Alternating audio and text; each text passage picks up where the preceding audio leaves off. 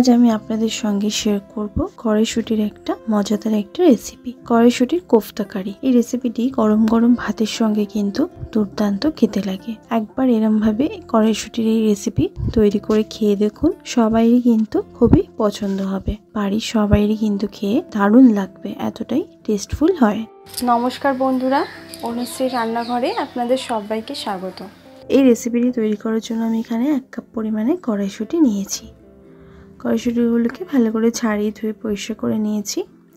এরপর এখানে নিচ্ছি 5 থেকে 6 কোয়া রসুন আর 1 ইঞ্চি পরিমাণে আদা ছোটো ছোটো টুকরো করে কেটে নিয়েছি, আর 2টো কাঁচা লঙ্কা। এগুলোকে মিহি করে মিক্সিতে দিয়ে আমি বেটে নেব। কড়াইশুঁটিগুলো কিন্তু মিহি করে বাটা হয়ে গেছে। দিয়ে দিচ্ছি এবার স্বাদ মতো নুন, আর দিচ্ছি সামান্য একটুখানি হলুদ গুঁড়ো, কাশ্মীরি লঙ্কার গুঁড়ো দিচ্ছি সামান্য একটুখানি, আর 2 চামচ পরিমাণে দিচ্ছি বেসন। ভালো করে এবার মিক্সড করে নেব। আমি কড়াইশুঁটিটা বাটার সময় কিন্তু 2-3 চামচ জল দিয়ে বেটেছিলাম। এবার ভালো করে 1 থেকে 2 মিনিট আমি ভালো করে ফেটিয়ে নেব। এরমভাবে একটা চামচের সাথে বেশ ভালোভাবে ফেটিয়ে নিচ্ছি। ব্যাটারটা কিন্তু আমার পুরোপুরি রেডি। এবার গ্যাস অন করে কড়া বসিয়ে দিয়ে তার মধ্যে দিয়ে দিয়েছি পরিমাণ মতন সরষের তেল। তেলটাকে ভালো করে গরম করে নেব। তারপর এরমভাবে হাতের সাহায্যে এরমভাবে কড়াইশুঁটির কোফতাগুলোকে তৈরি করে তেলের মধ্যে দেব।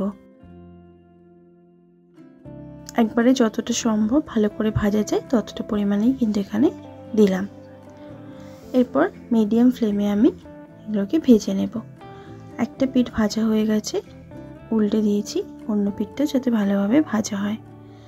এগুলো কিন্তু লো টু মিডিয়াম ফ্লেমেই আমি ভেজে নেব, হাই ফ্লেমে ভাজবো না, তাহলে ভেতরটা কিন্তু কুক হবে না ভালোভাবে, ওপরটা লাল হয়ে যাবে।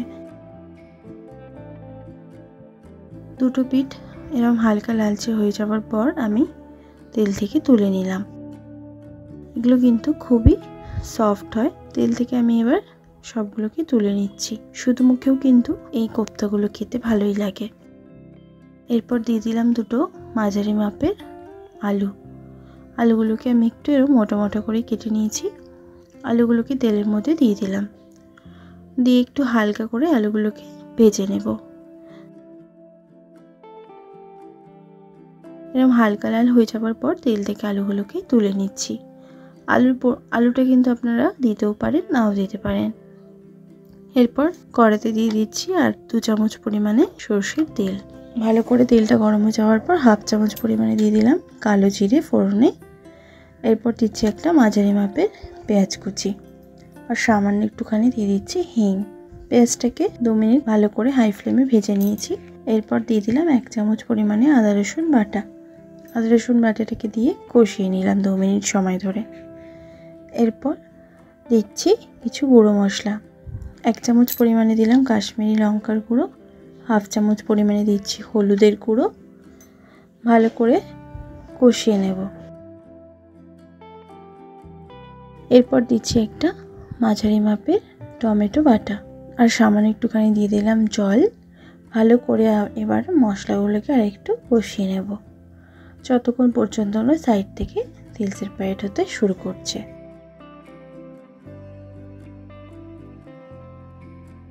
এরপর দিচ্ছি 1 চামচ পরিমাণে জিরের গুঁড়ো, আর দিচ্ছি 1/2 চামচ পরিমাণে ধনের গুঁড়ো, আর স্বাদ মতন দিয়ে দিচ্ছি নুন।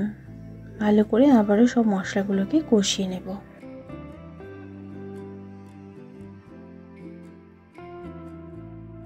মশলাগুলোকে ভালো করে কষিয়ে নেওয়ার পর দিয়ে দিচ্ছি ভেজে রাখা আলুগুলোকে দিয়ে মশলার সাথে আমি এবার কষিয়ে নেব। মশলা যত ভালো করে কষানো হবে রান্নার টেস্টও কিন্তু ততই সুন্দর হবে। ভালো করে কষিয়ে নেওয়া হয়ে যাওয়ার পর দিচ্ছি 1 থেকে 1.5 কাপ পরিমাণে জল। জলটা দিয়ে ভালো করে নাড়াচাড়া করে মিশিয়ে নেব।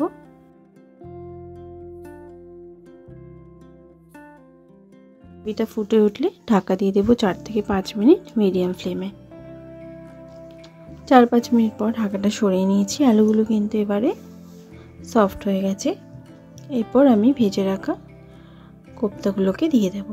কড়াইশুঁটি কোফতাগুলো কিন্তু খুবই সফট হয়, তাই দেওয়ার পর খুব বেশিক্ষণ কিন্তু রান্না করা যাবে না, তাহলে ভেঙে যাবে। দিয়ে দিচ্ছি 1/4 চামচ গরম মশলার গুঁড়ো আর সামান্য একটুখানি ধনেপাতা কুচি। হালকা হাতে একটুখানি মিশিয়ে নেব। এরপর 2 মিনিট অল্প আছে আমি ঢেকে দেব। 2 মিনিট পর গ্যাসের ফ্লেমটা আমি বন্ধ করে দিয়েছিলাম। এরপর ঢাকা সরিয়ে আপনাদেরকে দেখাচ্ছি। কড়াইশুঁটির কোপ্তা কারি কিন্তু আমার সম্পূর্ণ রেডি। দেখতে যতটা সুন্দর লাগছে খেতেও কিন্তু এটা ততই ভালো লাগে। গরম গরম ভাতের সাথে কিন্তু দুর্দান্ত খেতে লাগে। অবশ্যই এরমভাবে এই রেসিপিটা একবার ট্রাই করে দেখবেন। আশা করছি আপনাদেরও ভালো লাগবে। ভালো লাগলে লাইক শেয়ার করতে ভুলবেন না। কমেন্ট বক্সে কমেন্ট করে জানাতে ভুলবেন না রেসিপিটি কেমন লাগলো। ভালো থাকবেন, সুস্থ থাকবেন। ধন্যবাদ।